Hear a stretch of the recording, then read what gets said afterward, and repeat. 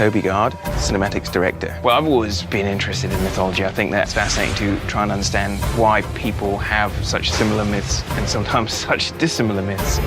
Eric Lindstrom, creative director. It took a lot of time to figure out what the mythology of the game should be, because it's not something to be determined in isolation.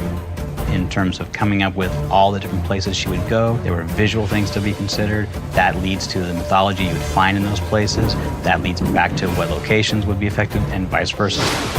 When you look back through the cultural past, there's lots of overlap of cultures prior to the point when we know about them. Got to dig into Hindu culture in Thailand, we got to get into the Maya in Mexico, and we have all these local cultures, but then a unifying thread that leads her to all these locations is a much earlier mythology that we are saying is the Norse thread, and that was the piece that brought it all together. Various myths use different names, but they all apply to the same remnants of the ancient world.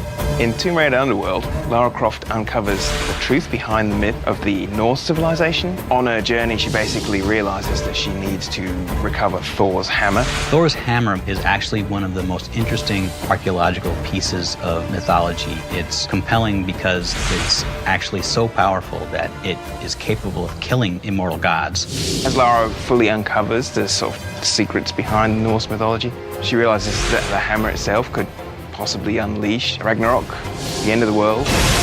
Pursuing her own goals is actually putting the world in danger. I need Thor's belt to get his hammer, and I need the hammer to kill a god.